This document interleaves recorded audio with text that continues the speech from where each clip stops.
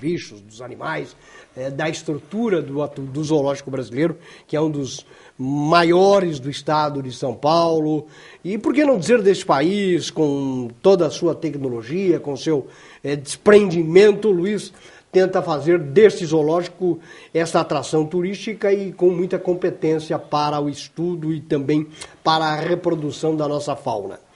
Luiz, prazer em tê-lo aqui, é uma alegria muito grande. O Luiz que voltou, o Luiz é um apaixonado pelos bichos, não só do Brasil, mas do mundo inteiro. E ele voltou de mais uma viagem internacional, esteve no continente africano, onde participou de um safari em Botsuana. Onde é que fica Botsuana, Luiz? Muito obrigado pela presença, viu, Luiz? Eu fico muito feliz quando você está aqui. Eu e o Duda também, viu?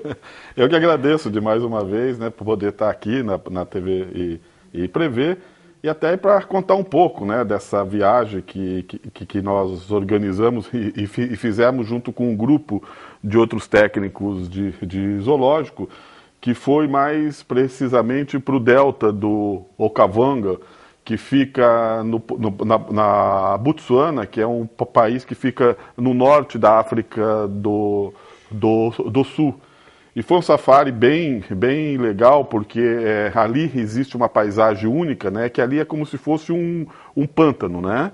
Então ele fica o ano todo cheio d'água, e ele tem a época de cheia, né, quando é praticamente impossível de se visitar, porque se reduz muito as áreas secas, e tem a época da seca, que se iniciou agora em abril.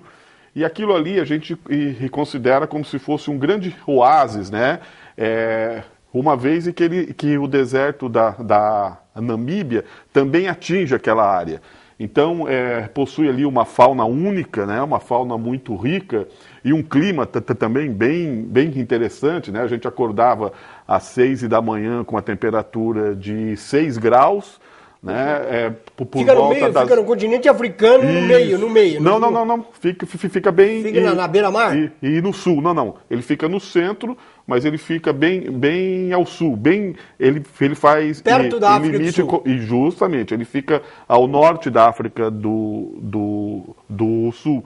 E tem esse clima único, né? Então a gente acordava com 6 graus, por volta das 11 horas a gente já estava aí com 30 ou 32 graus, e por volta das 5 horas, e quando o sol começava a se pôr, imediatamente entrava um frio bem intenso, né? Então, ali, e tem uma fauna muito ligada a essa parte de água, né? Então ele é um ecossistema único e é maravilhoso. Assim, a gente teve todos os países da África praticamente foram colonizados pelos europeus. Isso, tudo europeu. E o Botsuana foi colonizado por quem? Que língua Pelos se fala ingleses. lá? Pelos ingleses. Isso é. O inglês, ele é uma língua que em toda a África, né?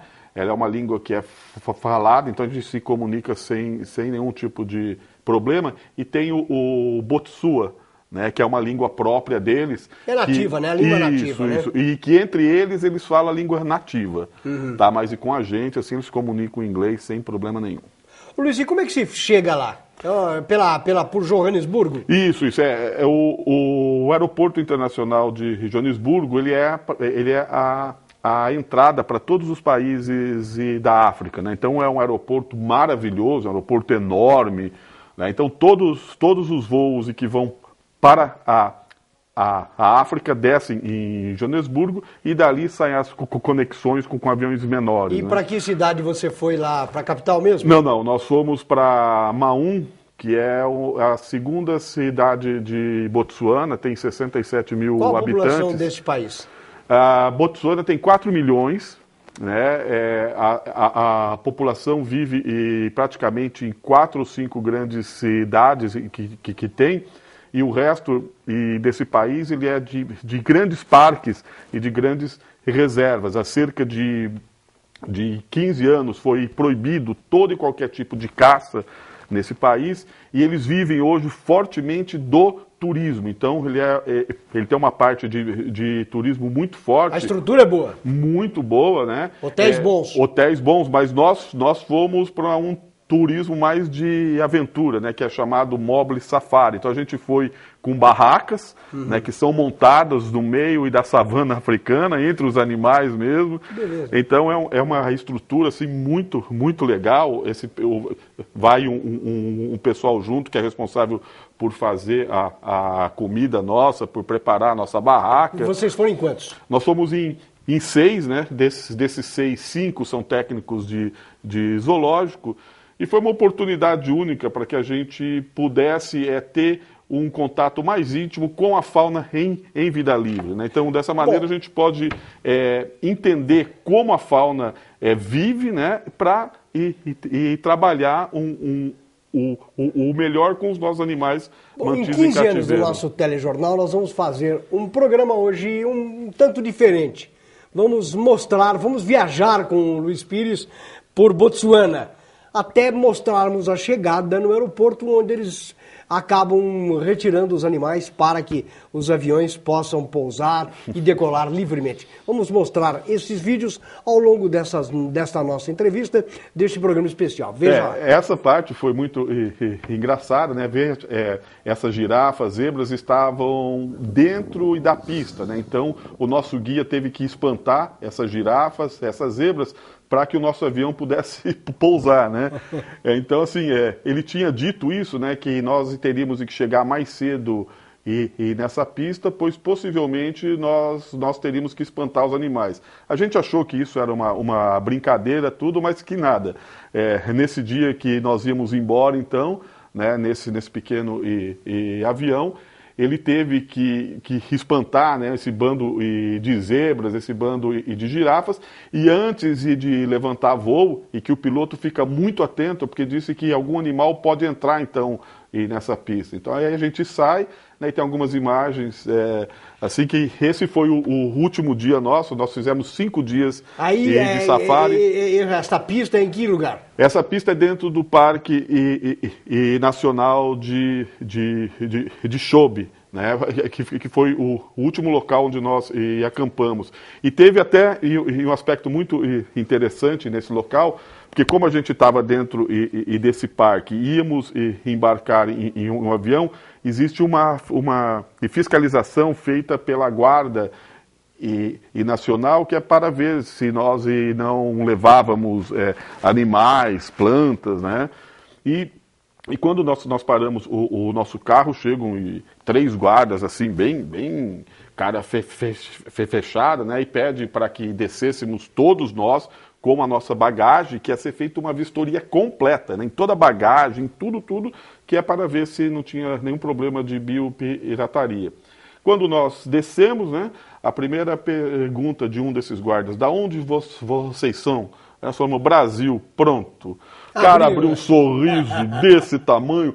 Brasil, Kaká, Ronaldinho. Nossa, aí já o futebol já virou, o cara já começou a rir, já começou a perguntar o que aconteceu com vocês, como é que vocês perderam aquela Copa, como é que vocês perderam de 7-1, bom, aquela coisa que era sisuda, assim, a hora que nós chegamos, já virou, o cara já...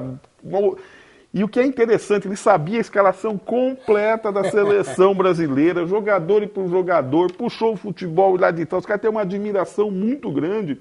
E o que é bem legal, né, que a gente vê, estão acabando com o futebol nosso, né, a gente vê essa corrupção, esses desmandos, essa louquice, e é a única carta de apresentação. Tá? Do Brasil. Não é a primeira vez que a gente sai fora para esses países mais distantes. Ninguém vem atrás de saber o que é a Amazônia, de saber que o Santos Dumont foi aqui, qual a nossa língua, nada. A primeira coisa que você fala que é brasileiro é o futebol. Então a gente tem que torcer para que tudo que está ocorrendo agora, esses escândalos que estão ocorrendo, que eles sirvam realmente para que o futebol do Brasil volte a ser um orgulho nosso, né? Porque foi assim, os 3 policiais, aí a vistoria foi só abrir mesmo a mala, fechou, que eles queriam era saber onde que está Ronaldinho, que foi para o México, onde que está Kaká, que foi para os Estados Unidos, e assim, aí virou uma tranquilidade, e nós embarcamos e viemos embora após esses 5 dias no mato mesmo. Né? Vocês foram para vários lugares nesse safari ou só ficaram neste local que você Não, chegou? nós fomos em 2 pontos, nós ficamos 4 dias próximos a uma reserva que chama de Moremi, né, que é mais dentro desse delta, e depois 2 dias foram nesse Sempre shopping. em aviões menores? Não, a gente fez todo ele por terra, né? Só a saída nossa que foi nesse avião, porque existia medo que nós pudéssemos perder o nosso voo, né, de volta para a África do Sul. Então nós descemos lá em Maum, pegamos já para o nosso Jeep, né, e ficamos fazendo tudo por terra. Quantos dias essa viagem durou? Ela durou, foram 10 dias, né? Sendo que nós ficamos 2 dias na África do Sul no retorno e ficamos 6 dias mesmo de safari. Era feito um safari das 6 da manhã até 1h da tarde, e depois o outro era feito das 4 até as 8h da noite, onde a gente podia ver aqueles animais que são de hábito diurno, aqueles que são de hábito crepuscular, noturno, assim, uma coisa muito gostosa. Bom, nós temos alguns vídeos e o Luiz vai contar pra gente, por exemplo, numa dessas incursões por esses lugares, ele acabou filmando hiena, leopardes na árvore. Vamos soltar este vídeo número 2 para que o Luiz possa... Isso foi muito legal, né, que dois filhotes de leopardo haviam abatido um antílope, mas essas hienas, elas chegaram, comeram esse antílope e tocaram esses leopardos para cima de uma árvore. Isso é muito comum, os leopardos caçam muito bem, porém, né, eles têm uma dificuldade muito grande de proteger a sua presa contra esses carniceiros oportunistas, como é o caso dessas hienas, como é o caso dos cachorros selvagens, né? Então a gente vê que os leopardos, eles se refugiaram em cima dessa árvore, e nesse tempo essas hienas comeram toda a comida deles, né? Então eles teriam agora que partir para uma nova caçada e para tentar abater mais uma outra presa. Então a gente encontrou, os leopardos são extremamente abundantes, né, nesses locais que a gente foi, então a gente pôde ver eles comendo, eles caçando, eles caminhando, e o que é incrível é a gente ver a agilidade desses animais em cima dessas árvores. A gente vai ver agora alguns saltos que eles dão aí de galho em galho, né? Então isso a gente vê, né, de uma beleza assim indescritível, né? A gente poder ver como esses animais em vida livre eles conseguem, né, ter essas adaptações e que permite eles viverem, né, em um ambiente que é extremamente hostil. É muito interessante que as pessoas, às vezes, elas criticam a manutenção do animal em cativeiro, porque diz que o animal ele sofre estresse, porque a visitação pública, esses animais, dá estresse.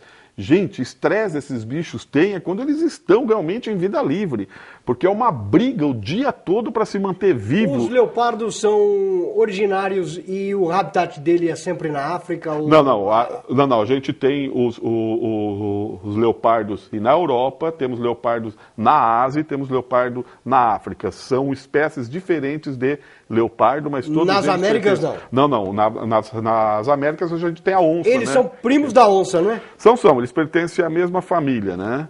Então, assim, são os grandes felinos, né? E todos eles são de hábito solitário. Então, eles só vivem junto quando são filhotes. Nesse caso que a gente mostrou esses dois, foi explicado lá por esse guia, que eles vivem junto até os 5 anos de idade.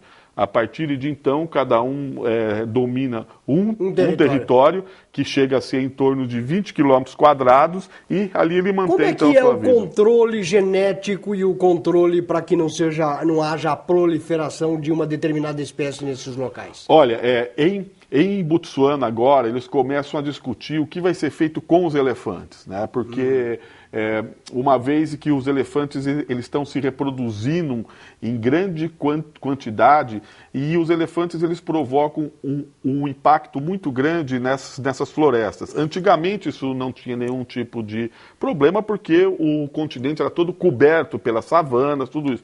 Só que agora não, esses parques eles são reduzidos, né, o que sobrou e dessas áreas, e o elefante ele tem um problema sério, né? Ele gosta muito dos brotos das folhas dessas árvores. Só que quando a árvore é muito grande, o que ele faz? Ele simplesmente derruba a árvore, né? Ele derruba a árvore para pegar essas folhas e mais terra. Então, assim, a gente viu grandes áreas lá com as árvores todas elas derrubadas. Então, existem alguns outros países da África que fazem a caça seletiva desses animais para manter essa população em um tamanho X, equilibrado. Desculpa.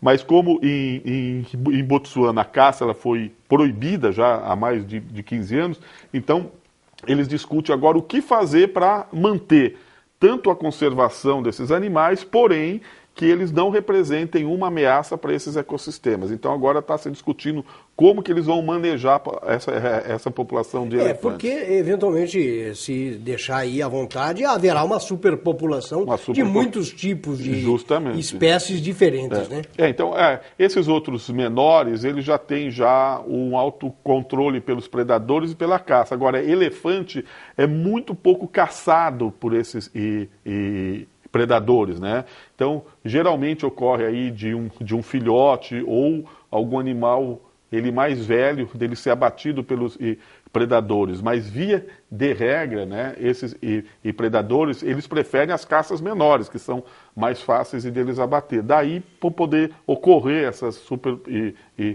população, porque as áreas hoje elas são menores, porque existem as lavouras, as cidades, né, onde tem, então, você diminui a área de mata onde esses elefantes podem ficar. Bom, um outro exemplar, uma outra espécie de animal que o Luiz trouxe desta viagem, deste safari aí por Botsuana, na África do Sul, no sul da África, não na África do Sul, né? Isso, no sul da África.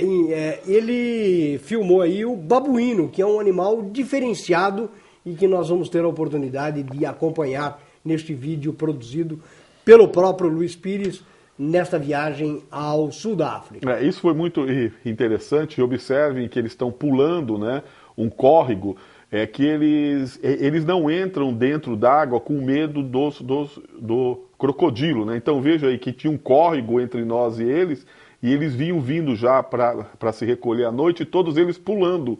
Então foi muito engraçado, a gente nunca tinha vivenciado a situação, né, de como esses animais eles passam pelos rios, uma vez que a gente sabe que os babuínos odeiam entrar dentro d'água, justamente porque um predador, que é o crocodilo, ele poderia estar lá. Então a gente viu assim, um bando muito grande, eram mais de 100 indivíduos, né, um bando que era composto de machos adultos, machos jovens, fêmeas, e assim, muitos filhotes. Então isso mostra, né, e justamente que essa época de fartura, uma vez que nós estamos saindo desse período de chuva, né? Então a gente vê aí que tem muita grama verde, tinha muita fruta, muito alimento, então todos esses animais nessa época estavam muito bonitos, muito gordos, muito bem alimentados. Que tipo de alimento deles? Que tipo de fruta que eles comem e que existe lá? Olha, o babuíno come qualquer coisa que ele colocar na boca e tiver gosto. Então ele come pequenos animais, ele come semente, ele come raiz, ele come folha, ele come flor. Ele é um bicho que, quando eles vão andando dessa maneira, a gente olhava, eles iam levantando todas as pedras, todos os galhos, fuçando em tudo que era árvore. Quer dizer, colocou na boca e não é pedra, eles comem. Eles são, assim, generalistas. O babuíno é um tipo de macaco que não ataca as cidades, que não invadem as cidades? Ou invadem? Não. Existem casos seríssimos até deles atacarem, né? Porque nesses grupos, inclusive, eles cercam algumas presas e caçam mesmo, caçam para comer carne. Então, existem alguns relatos, não lá em Botsuana, mas existem alguns relatos de grupos grandes pela falta de alimento na área onde eles vivem, eles entrarem dentro de pequenas vilas e de pegar crianças em berço, tá? E de sair correndo. Então, existem alguns relatos muito sérios.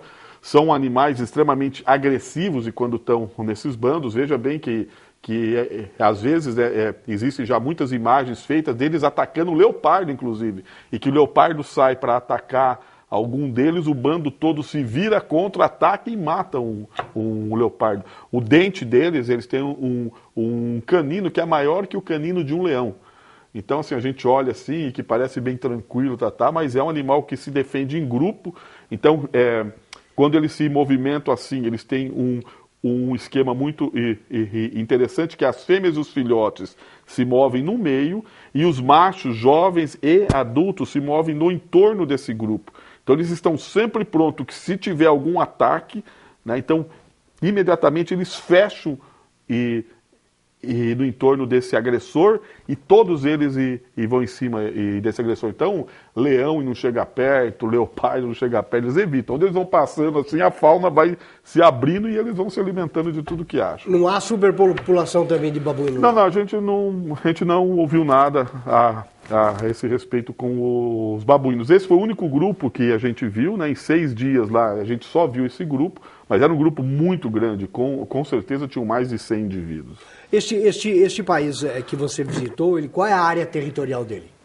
Não me lembro, assim, não tenho de cabeça, mas ele não é um dos países maiores, país não. Mais ou menos do tamanho de São Paulo, do estado de São Paulo? É próximo a isso. Deve ser, mais ou menos o tamanho de Minas. De Minas. De Minas Gerais. Luiz, e nós temos babuínos aqui no estado, em zoológicos daqui? Tem, mas a gente tem outra espécie. Esse aí é o babuíno comum, que se chama, que é o pápio ursinus, né? Nós temos aqui no nosso zoológico, nós temos o pápio ramadrias, que é o babuíno sagrado, né? Então, ele é uma outra região? Que é da região da Somália, né? Mais ao... Também da África? Também. Esse África, é o habitat do babuíno?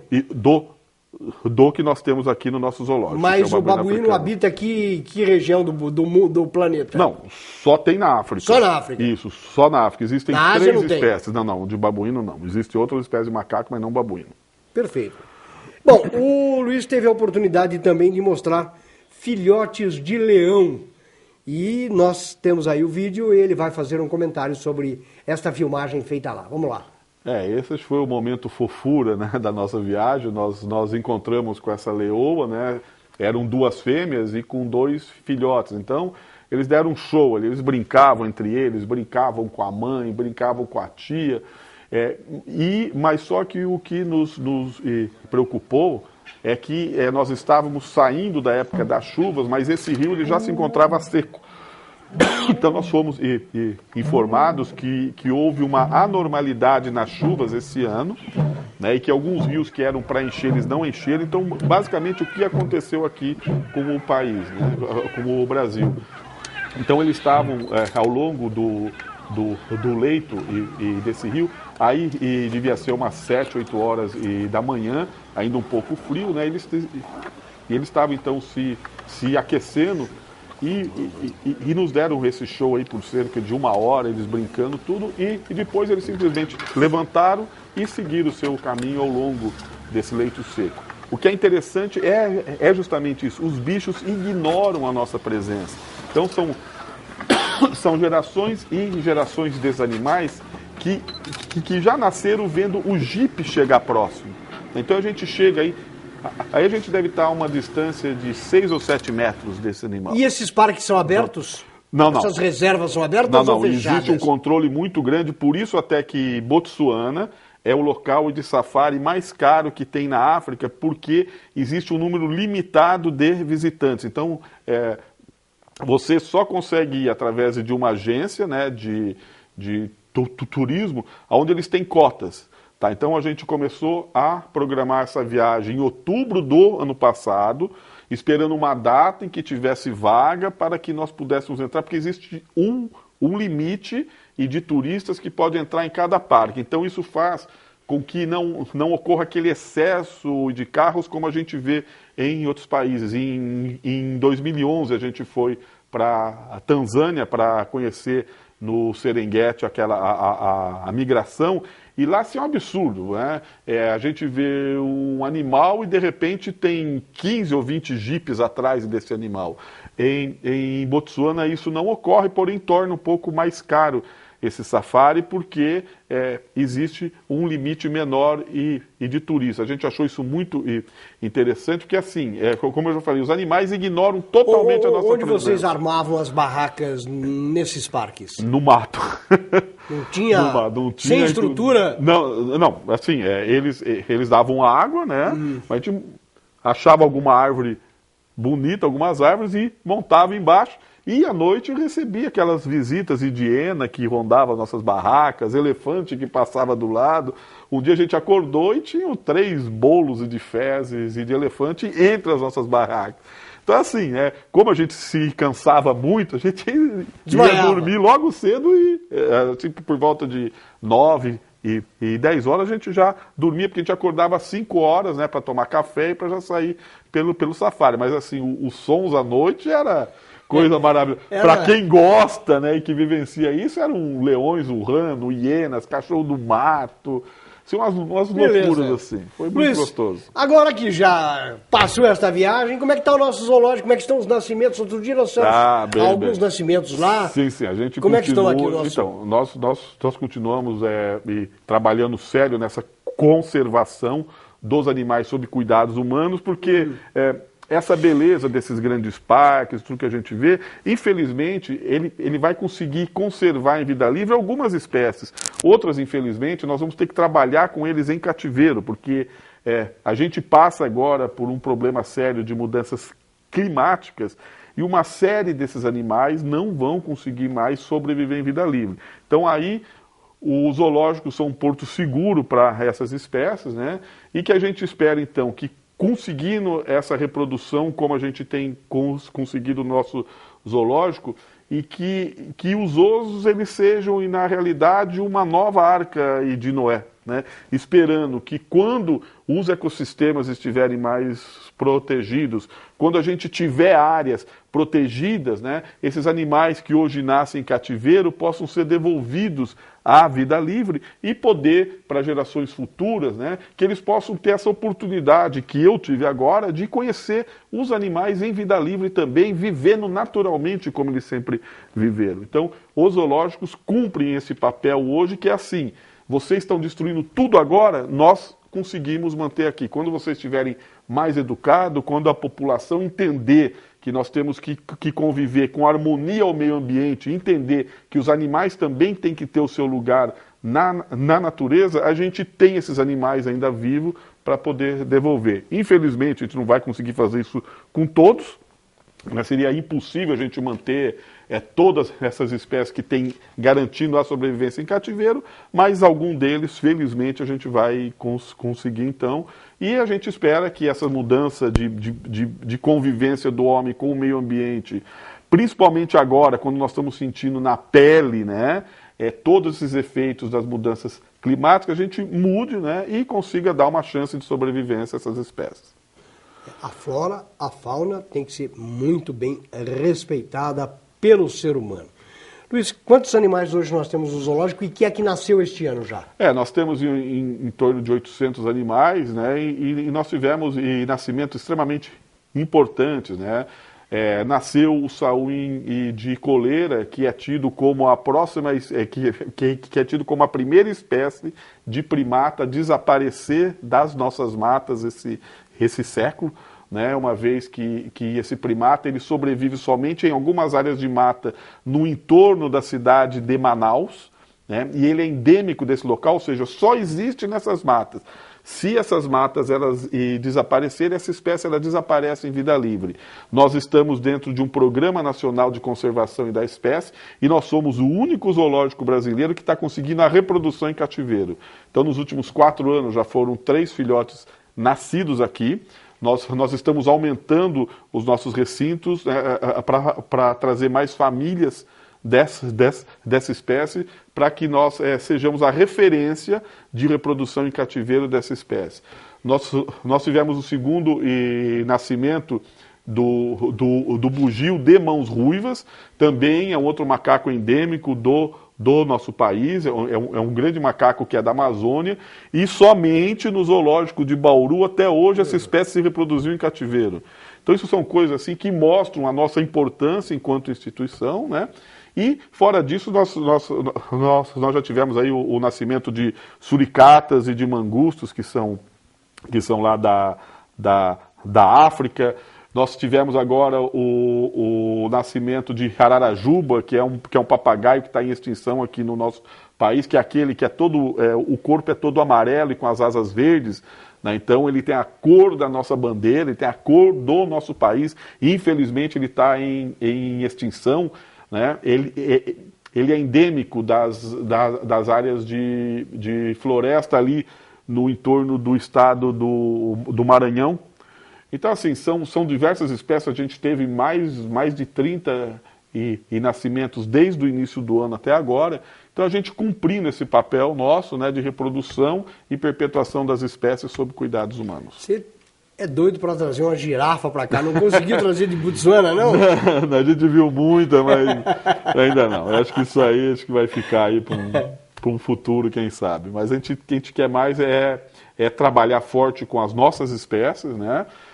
E, é lógico, sempre ajudando também essas espécies que são de outros países. Mas o objetivo maior nosso hoje é estar brigando, né, estar tentando o máximo possível a conservação das espécies da fauna brasileira em cativeiro. Mas é importante que nós tenhamos também animais de outros países, né, que é justamente para a gente mostrar a diversidade, a beleza, né, a importância que tem a fauna no nosso planeta. E assim, para a fauna não existem esses limites geográficos, né?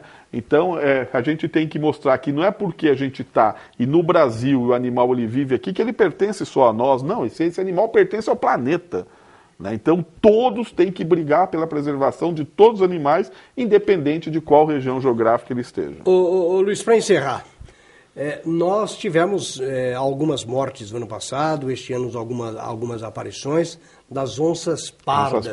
Como é que estão essas onças aqui na região? Por que elas estão vindo para as cidades? Por que elas estão morrendo? Por que há esta preocupação? Como é que nós temos este animal na nossa região?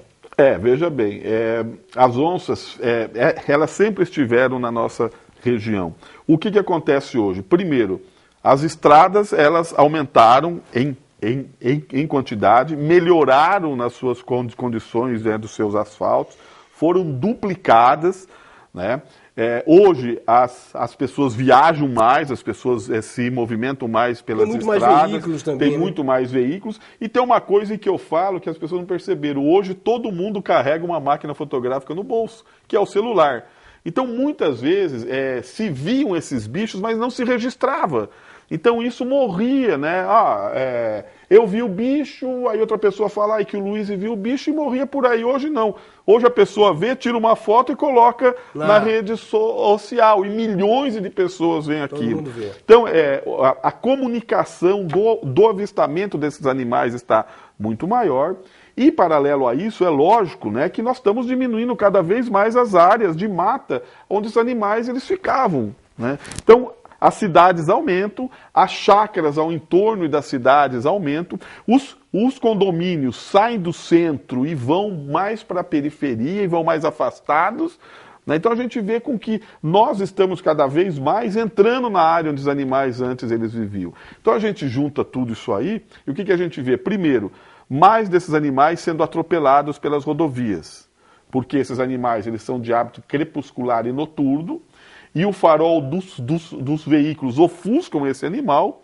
Os faróis hoje eles não são mais aquela lampadinha antiga que tinha, xenon, não sei mais o que. Então a potência que esses faróis têm é muito maior, consequentemente cega mais os animais.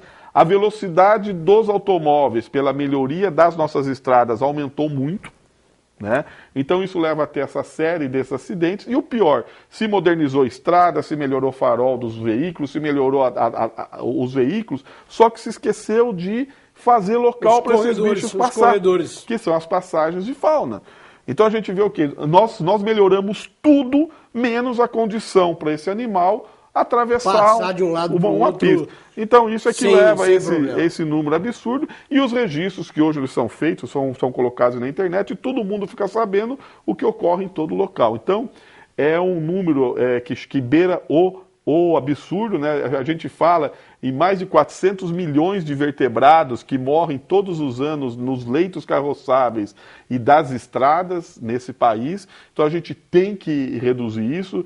Hoje, e já se discute, inclusive hoje junto à Câmara, né, uma legislação para que obrigue definitivamente que sejam implantadas essas passagens de fauna em toda a rodovia, seja ela asfaltada, seja ela federal, estadual, municipal, ou seja, tem que ter passagem de fauna. Nós temos que parar esse assassinato que é feito hoje. Luiz, eu quero te agradecer imensamente. Foi tão gostoso fazer esse programa neste feriado de Corpus Christi com você, até porque mostramos um pouco da sua viagem e falamos alguma coisa sobre o zoológico de Bauru, que é uma referência e é o local talvez mais visitado de gente que vem a esta cidade. Muito obrigado pela sua participação. Eu que agradeço. Esperamos revê-lo brevemente e em matérias. O Luiz está sempre aqui na TV Primeiro. Muito obrigado, Luiz.